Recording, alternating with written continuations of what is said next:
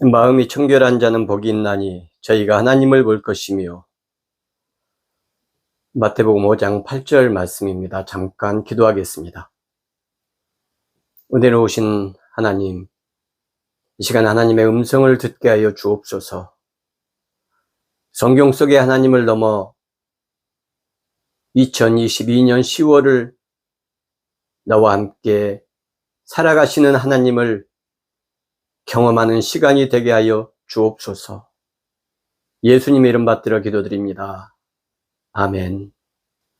마음이라는 이 단어는 카르디아라고 합니다. 성경에서 마음을 표시하는 단어들은 여러 개가 있습니다. 그 중에서 특별히 두 가지가 아주 중요한데요. 하나는 이 카르디아라는 단어고 또 다른 하나는 누스라는 단어입니다. 이게 다 같이 우리 성경에는 마음으로 번역이 돼 있어요. 그런데 이 카르디아는 원래 인간이나 짐승의 중심기관, 심장 이런 것을 뜻하는 단어였어요. 그런데 이게 차차 발전해서 기쁨과 슬픔, 또 증오와 분노와 같은 이 감정, 정서들이 있는 자리로서 마음이라는 뜻을 갖게 되었습니다. 물론 이 카르디아가 의지나 결단하는 의미로서의 마음을 뜻하기도 합니다. 그러나 대체적으로 이 마음을 나타내는 여러 다른 헬라어에 비해서 이 카르디아는 유독 감정과 정서를 나타내는 그 장소, 좌소로서의 마음, 이게 아주 강조되어 있습니다. 누스는 마음으로 번역이 되어 있는 곳이 많이 있지만 이 누스는 이성, 생각 또는 사유라는 뜻이 굉장히 강합니다. 마음을 나타내는 단어 중에서 아주 중요한 두 단어, 카르디아와 누스는 차별이 있다. 그래서 카르디아는 정서적인 마음, 감정의 좌소로서의 마음이고, 누스는 생각과 이성의 마음을 뜻한다. 이 정도로 이제 이해하시면 좋을 것 같습니다. 그런 카르디아가 청결한 자, 청결하다라는 말은 카타로스라는 단어가 있습니다. 이 카타로스는 우리 카타르시스라는 말 아시죠? 이 카타르시스라는 말과 같은 어원을 가지고 있습니다. 카타로스는 불결하다 또는 더럽다라는 단어의 반대 의미를 갖고 있어요. 그러니 깨끗하고 청결하다 이런 의미를 갖게 되겠죠. 그런데 하그노스란 단어도 청결하다, 깨끗하다라는 의미를 가지고 있어요. 그런데 두 단어의 차이는 여기에 쓰인 카타로스는 형식적인 면을, 행동이나 도덕적인 면을 강조하는 깨끗함이에요. 하그노스 또는 하기오스는 내적인 청결과 순결함을 강조합니다. 그러니 이 하그노스나 하기오스 같은 경우에는 하기오스는 거룩하다는 단어로 이제 번역이 되고, 하그노스 같은 경우에는 순결한 신앙적이고 종교적인 상태를 뜻하는 단어다. 이렇게 이제 이해하시면 좋을 것 같습니다. 카르디아가 카타로스하다, 마음이, 감정의 좌소가 깨끗한 사람은 복이 있다. 무슨 뜻일까요? 이게 여섯 번째 복의 조건 또는 복의 단계라고 할 수 있는데요. 앞에 나왔던 내용들이 뭡니까? 이 온유한 통치자의 덕성을 갖춘 사람들은 땅을 바라보는데 어떤 사명의식을 갖게 되는 것입니다. 그런데 그 땅을 향해서 나아갔더니 온갖 불의가 횡행하는 곳이었죠. 그래서 그들은 디카이오신의 정의에 줄이고 목마르게 됩니다. 정의를 갈망하고 정의를 위해서 폭압에 저항하고 대항하고 하나님의 정의를 살아내고 심기 위해서 애를 쓰게 되죠. 그리고 한 걸음 더 나아가 고통받고 신음하는 약자들을 돌보고 그들을 보살피는 것, 즉 긍휼을 베푸는 삶, 그 삶을 살게 되겠죠. 근데 이게 마음이 청결함과 어떤 상관관계가 있습니까? 자, 생각해 보십시오. 불의한 세력에 대항하고 저항하고 하나님의 정의를 살아내면 거기에 얼마나 많은 고통이 따르겠습니까? 분노와 증오들이 내 마음 속에 남게 되고 그 정서적 찌꺼기와 오물들이 나를 더럽히게 되고 나 역시 악한 사람으로 만들어가게 되겠죠. 긍휼을 베푸는 것도 마찬가지입니다. 신음하는 이들을 위해서 내가 최선을 다해서 그들을 사랑하고 자비를 베풀기 위해서 내 시간과 마음과 돈을 쓰게 되는 겁니다. 그런데 그러는 과정에서 역시 내 마음속에 섭섭함이 생기고 화가 나기도 하고 짜증이 나기도 하죠. 그런 감정의 요소들이 카르디아에, 내 정서적 좌소에 찌꺼기를 남기게 되는 것입니다. 그러니 의를 세우는 과정, 또 긍휼을 베푸는 과정에서 내 마음 속에 쌓였던 그 오물과 쓰레기들, 그것은 결국은 나의 인격과 신앙과 삶을 내가 분노했던 그 대상들과 비슷한 상태로 자꾸 만들어가는 것이지요. 그래서 그런 오물을 처리하고 깨끗하게 하는 게 중요하다 뜻입니다. 의에 줄이고 목마라하고 또 긍휼을 베푸는 과정 속에서 우리는 최선을 다해 싸우게 됩니다. 그리고 그 과정을 통해서 우리는 정신적인, 영적인, 그리고 육체적인 에너지와 힘을 소비하게 되고 낭비하게 되죠. 지치게 되는 것입니다. 좌절하고 낙담할 수밖에 없게 되고 분노와 증오에 휩싸일 수밖에 없게 되는 것이죠. 이런 상태를 잘 설명할 수 있는 내용이 있습니다. 구약 성경 예레미야 20장을 보면 이런 말씀이 있어요. 임멜의 아들 제사장 바수올은 여호와의 성전의 총감독이라. 그가 예레미야의 예언함을 들은지라. 이에 바수올이 선지자 예레미야를 때리고 여호와의 성전에 있는 베냐민 문 위층에 목에 씌우는 나무고랑으로 채워두었더니,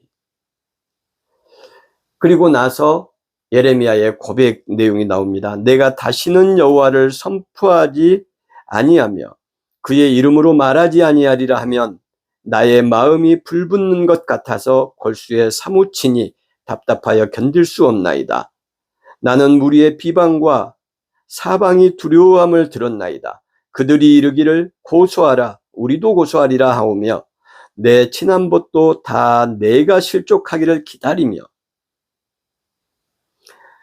내가 혹시 유혹을 받게 되면, 예레미야가 혹시 유혹을 받게 된다는 이야기죠. 그들은 우리가 예레미야를 이기어 우리 원수를 갚자 하나이다. 예레미야의 지금 상태가 어떻습니까?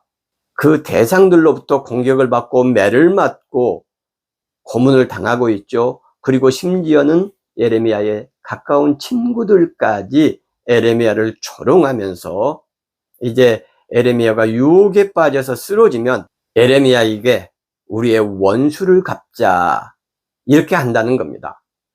공의로 인해서 예레미야의 마음 속에, 카르디아 속에 지금 증오와 분노와 그 찌꺼기들이 계속 쌓여가고 있다는 것을 우리가 알 수가 있죠. 예레미야 8장에 보면 이런 내용도 있습니다. 슬프다 나의 근심이여, 어떻게 위로를 받을 수 있을까? 내 마음이 병들었도다.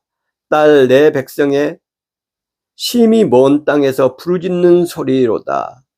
딸 내 백성이 상하였으므로 나도 상하여 슬퍼하며 놀라움에 잡혔도다. 어찌하여 내 머리는 물이 되고 내 눈은 눈물 근원이 됐고 죽임을 당한 딸 내 백성을 위하여 주야로 울리로다. 이 8장과 9절에 아주 특별한 호칭이 나옵니다. 그게 딸 내 백성. 8장 11절에 보면 딸 내 백성의 상처를 가볍게 여기면서 말하기를 평강하다 평강하다 하나 평강이 없도다. 그들이 거짓 선지자와 제사장들이 하나님의 딸 내 백성의 상처를 가볍게 여기고 거짓 평강을 외친다는 이야기입니다. 8장 19절에도 딸 내 백성의 심히 먼 땅에서 부르짖는 소리가 들린다. 딸 내 백성. 21절 딸 내 백성이 상하였으므로 나도 상하여 슬퍼하며 놀라움에 잡혔다. 9장 1절에도 이렇게 되어 있습니다. 어찌하면 내 머리는 물이 되고 내 눈은 눈물 근원이 됐고 죽임을 당한 딸 내 백성을 위하여 주야로 울리로다. 자, 딸 내 백성은 망해가는 이스라엘 민족이고 약자들, 고통받는 성도들. 근데 그들을 위한 예레미야 선지자의 한없는 긍휼과 자비와 사랑이 드러나는 대목이죠.